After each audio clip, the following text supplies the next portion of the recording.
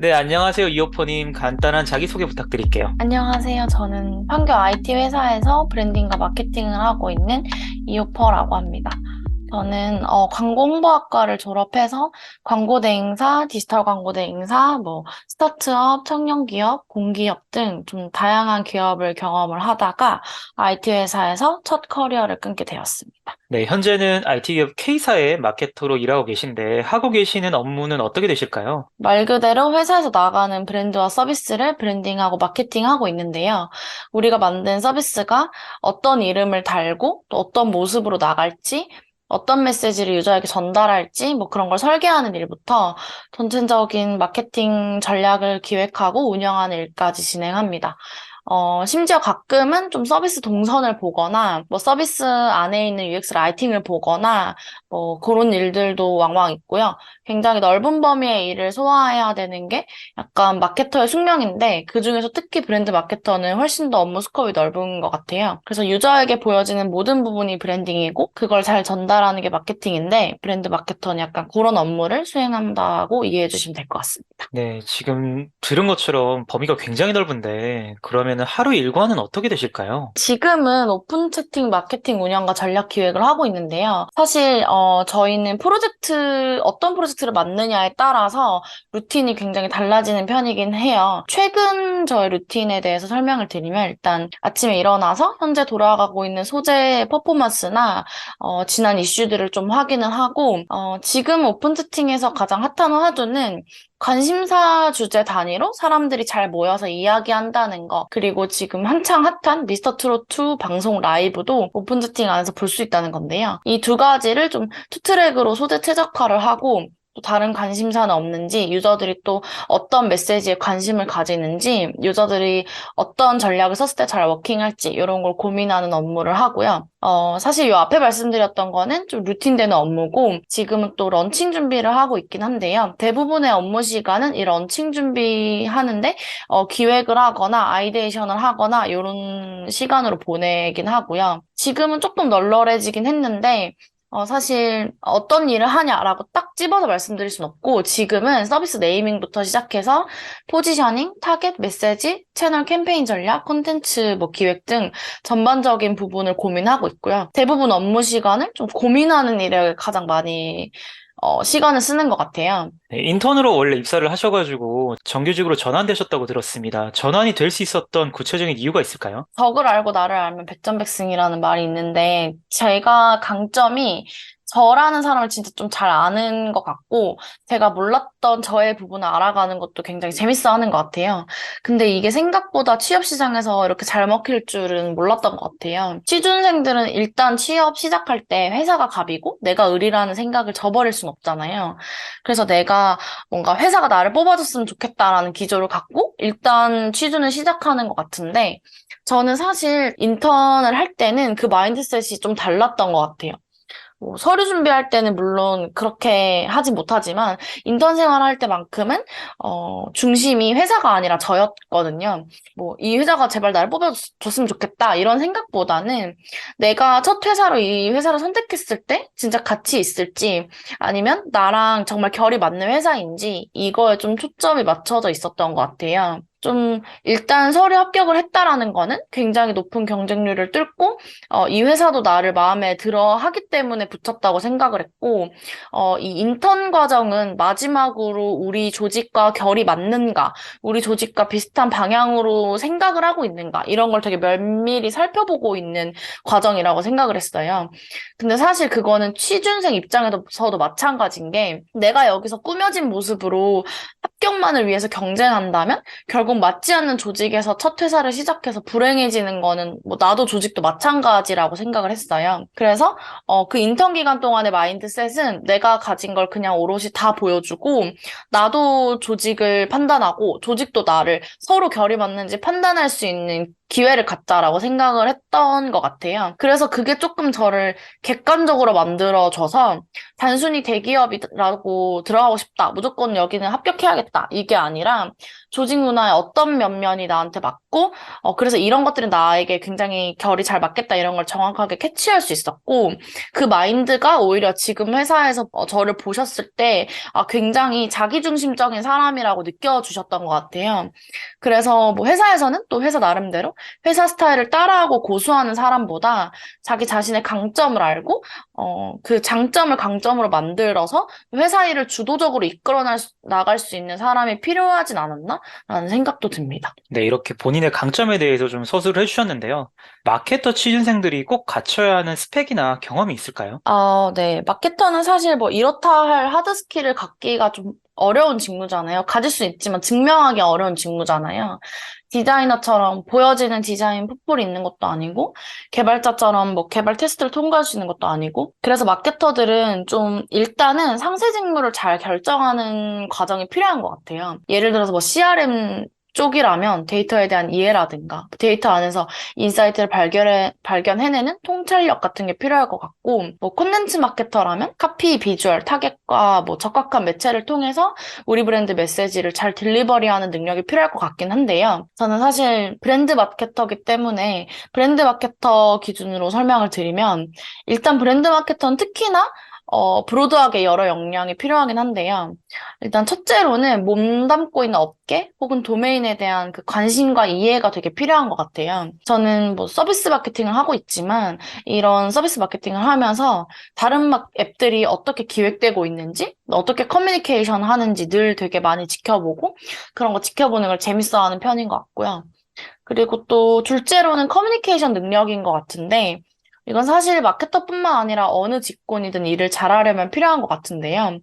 동료들이랑 컴을 하는 것과 유저들과 컴을 하는 것 모두 커뮤니케이션 능력을 필요로 하는 일이기 때문에 이런 커뮤니케이션 능력은 꼭 필요한 것 같고, 보통은 이런 커뮤니케이션 능력이 실무를 통해서 많이 성장하는 것 같거든요. 그래서 저는 좀 작은 회사든 짧은 기간이든 꼭 원하는 업계, 원하는 직무 혹은 궁금한 직무가 있으면 짧게라도 꼭 실무를 경험해보라고 많이 조언해주는 편이에요. 공모전을 정말 100번 하든 대활동을 100번 하든 실무에서 배우는 거는 좀 퀄리티가 다르게 밀도 있게 좀 배울 수 있는 것들이 많아서 꼭 실무를 경험해보라고 좀 추천드리는 편이고요. 좀 마지막은 마인드셋일 것 같은데요. 마인드셋은 특히나 스킬적으로 아직 단단하지 않은 주니어들에게 중요한 것 같아요. 일을 대하는 태도나 일하는 방식이 평가나 성과로 이어지는 경우가 많아서 특히 좀 신입사원일 때는 특히 브랜드 마케터라면 뭔가 사람, 사회, 브랜드 등에 늘 좀 관심이 많아야 하고 깨어 있어야 하다 보니까 그런 부분에서 마인드셋도 굉장히 중요한 것 같습니다. 네, 이제는 입사 3년 차의 주니어이신데 현재까지 진행하신 마케팅 프로젝트 중 가장 성공적이라고 평가할 수 있는 프로젝트가 있을까요? 카카오톡 3탭에 있던 카카오 뷰 프로젝트를 좀 꼽고 싶은데요. 일단 너무 고생을 많이 한 프로젝트였기도 하지만, 뷰에 대한 브랜딩 밑단계 작업을 위한 뭐 네이밍, 브랜드 어셋, 브랜드 매니페스토부터 시작해서 우리 서비스의 페르소나 선정, 뭐 브랜드 영상 촬영, 웹사이트 구축, 탭인탭 오픈, 콜드 스타트까지 뭐 그뿐만 아니라 광고 집행이나 콘텐츠까지 다양한 업무를 경험해본 첫 프로젝트였기 때문에 가장 기억에 남아요. 사실 디테일이 아쉬운 것도 있고 지금은 또 이사를 앞두고 있지만 저한테는 어떻게 보면 가장 큰 프로젝트였고 브랜드 마케터가 이런 일을 하는구나라는 거를 좀 깨달을 수 있었던 경험인 것 같고요. 그리고 사실 주니어가 이런 큰 프로젝트에서 꽤 비중 있는 일들을 많이 맡아서 할 수 있는 경험이 굉장히 소중한데 그렇게 많이 일을 맡아서 했던 경험이 있어서 그 프로젝트가 가장 저에게는 제 커리어 안에서는 가장 성공적이라고 평가하고 싶습니다. 가장 아쉬움이 남는 프로젝트도 있을 것 같아요. 가장 아쉬움이 음. 남는 마케팅 프로젝트는 어떤 것들이 있었을까요? 사실 주니어로서 첫 프로젝트는 가장 좀 아쉬운 것 같은데요. 제가 2020년에 멜론뮤직 어워드가 이제 온라인으로 바뀐 해에 첫 프로젝트로 참여를 해서 브랜딩이랑 마케팅을 좀 맛봤는데요. 그때 제가 맡았던 가장 메인 업무는 이벤트를 통해 좀 취업된 팬들의 보이스를 시상식 굿즈로 제작해서 아티스트들에게 잘 전달하고 그거를 콘텐츠로 활용하는 일이었는데요.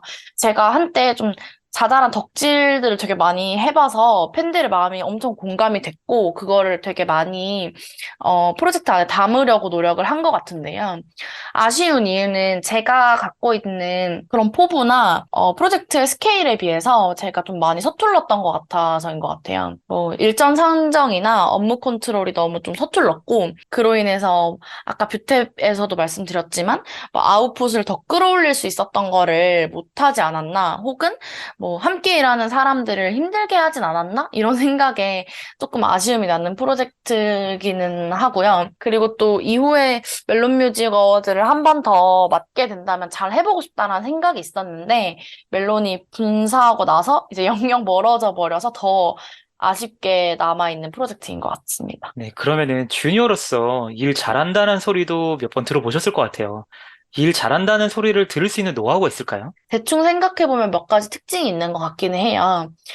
크게는 두 가지인 것 같은데, 첫 번째는 일을 빨리 처리해야 한다는 생각을 하기 전에 일을 먼저 이해해야 하는 습관이 있는 것 같아요. 일을 빨리 처리하는 모습을 보여주기 위해서, 그러니까 내가 얼마나 능력 있는 사람인지를 보여주기 위해서 일을 조급하게 하다 보면 이 일이 어떤 히스토리를 갖고 있는지, 내가 이 일을 왜 해야 하는지, 이 과제의 핵심이 뭔지, 아니면 과거 우리 조직에서 진행했던 비슷한 사례는 뭐가 있는지 좀 무시하게 될 수도 있거든요. 근데 일을 잘한다는 건 단순히 빨리 한다는 게 아닌 것 같아요.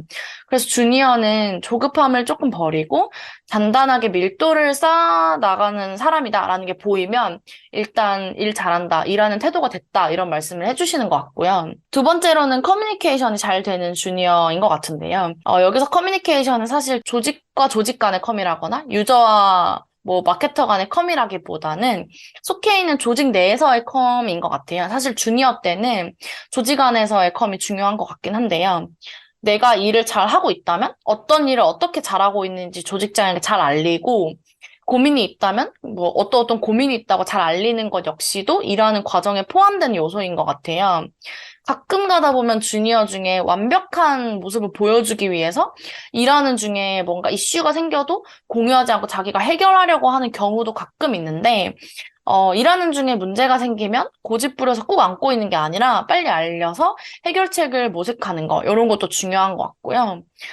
보통은, 주니어들이 일잘로 소리를 듣고 싶다는 거에 되게 목표가 있어서, 그런 과정을 공유하지 않는데, 사실은 조직장 입장에서, 아, 이 사람이 내 가시권 안에 들어와서 어떤 일을 어떻게, 지금은 어떤 과정에 있는지를 명확하게 알고 잘 볼 수 있다? 뭐, 주니어는 이것 자체로도 좀 일 잘한다는 인식을 줄 수 있는 것 같아요. 컨텐츠 마케터도 그렇고 모든 마케터들은 카피를 잘 써야 된다고 들었는데 본인만의 카피 잘 쓰는 노하우가 있을까요? 저는 일단 옛날부터 책 엄청 많이 읽는 건 좋아했고, 글 쓰는 걸 굉장히 좋아해서, 카피를 막 잘 쓴다라기보다는, 제가 믿는 거는 자주 쓰는 사람이 진짜 잘 쓰는 사람이다 이걸 믿거든요. 근데 그럼에도 불구하고 뭔가 방법론적인 거를 좀 공유를 하자면, 일단은 많이 읽는 것 같아요. 많이 읽으면 본인이 아는 단어나 아는 문장이나 좀 아는 세계가 많아지고, 그걸 시드로 잘 모아놨다가 활용할 수 있거든요. 사실 저도 인스타그램 부캐로 래퍼 창고 같은 거를 운영하고 있는데, 많이 보고 많이 모아둘수록 그게 결국에는 내 자산이 되는 것 같더라고요. 그리고 두 번째는 좀 자주 쓰는 습관인데요. 일기를 쓰든 다른 브랜드의 카피를 보고 내 버전으로 써보든 자주 쓰는 습관을 들이려고 좀 노력을 하고 있어요. 내가 카피라이팅 업무를 당장 받지 않더라도 꾸준히 뭔가를 써보는 경험이 굉장히 중요한 것 같습니다. 그리고 마지막으로는 당장 만약에 카피라이팅을 해야 하는 업무가 있다라고 하면 카피라이팅 혹은 슬로건을 가져갈 때 다양한 버전으로 써서 가져가는 건데요. 뭐 예를 들어서 슬로건 업무라고 하면 기존 톤이랑 비슷한 버전, 간결한 버전, 아니면 조금 더 타겟 중심적인 버전, 새롭게 시도해보는 뭐 뉴니스 버전 등 좀 다양한 갈래로 카피를 가져가려고 노력하는 것 같아요. 그러다 보면, 아, 우리 조직, 우리 실무 안에서 어떤 스타일의 카피를 선호하는지 감이 오고, 내가 어떤 카피를 잘 쓰는 사람인지를 알게 되거든요.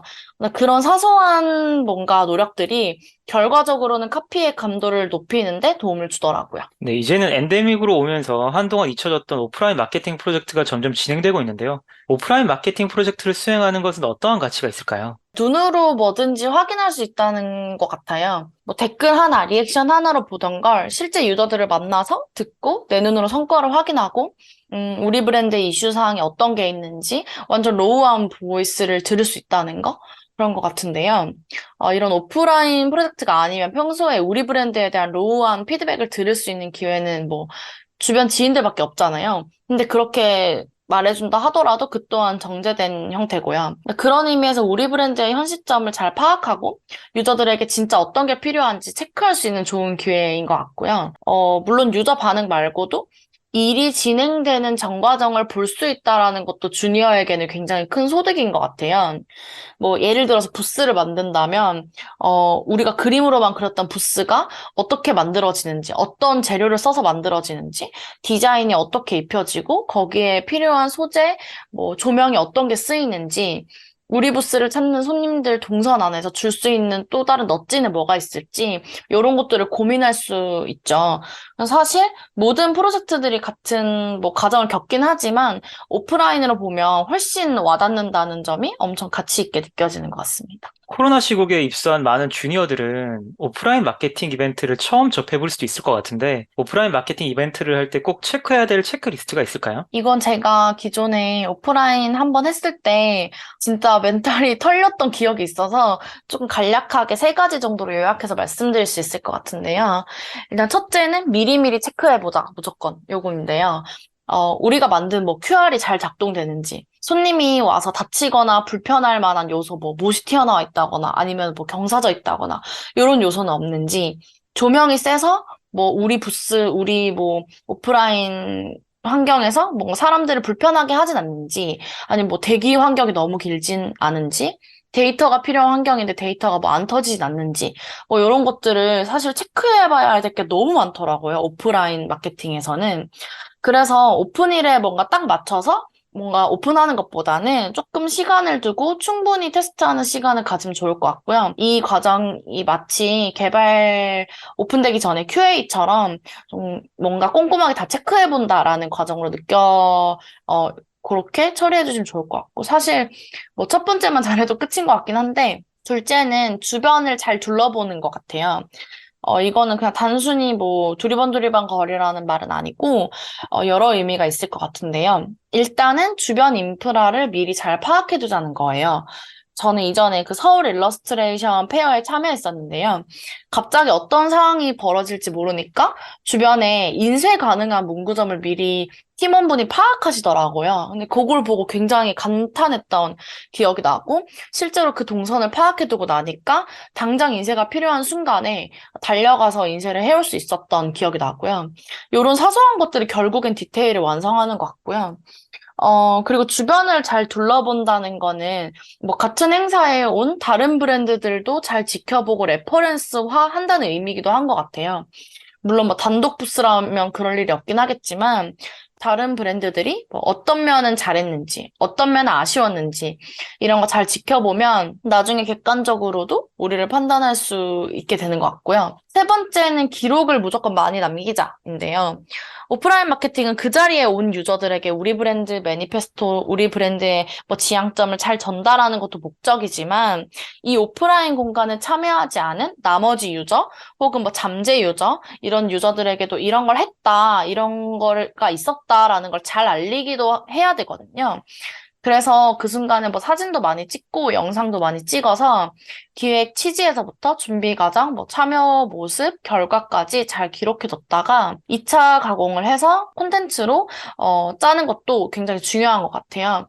그래서 이 단계까지 잘 활용을 해야 비로소 오프라인 마케팅이 끝난다고 생각합니다. 네, 마케터로서 여러 사이트나 뉴스레터에서 마케팅 관련 정보들을 실시간으로 참고하실 것 같은데, 취준생들에게 추천해 주실 만한 사이트나 뉴스레터가 있을까요? 꼭 뭔가 마케터에게 추천하는 건 아니지만, 뭐 제가 꾸준히 받아보고 있는 뉴스레터를 테마별로 살짝 정리를 해봤어요. 일단 단순하게 다양한 사회 이슈를 받아보는 뉴스레터로는 뭐 유닉, 데일리바이트, 쪼많은 기자들 뭐 이렇게 받아보고 있는데요. 정말 간결하게만 말씀드리면, 마케터는 늘 깨어 있어야 되다 보니까 사회 전반에 대한 지식은 늘 탑재하고 있어야 된다고 생각을 해요. 그런 의미에서 뭔가 사회적인 뉴스레터들 꼭 받아보시는 걸 추천드리고, 되고요. 그리고 일잘러에 대한 영감을 얻고 동기부여를 위한 뉴스레터로는 뭐 헤이조이스나 서먼 추천드리는데요.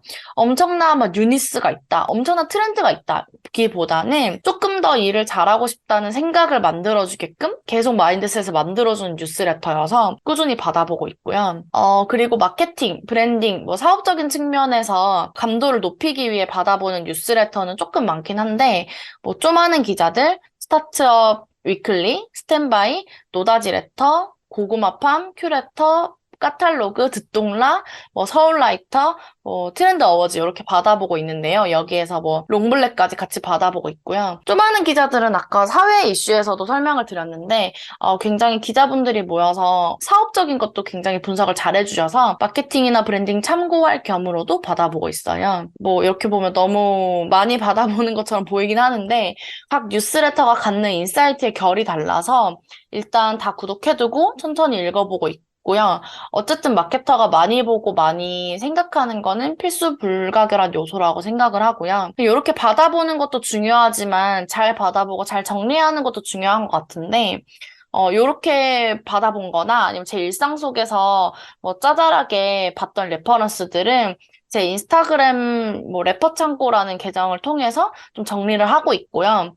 뉴스레터가 너무 많아서 부담스러우신 분들이라면 페이번이라는 앱으로 정리해서 뉴스레터만 모아서 보시는 것도 추천드려요.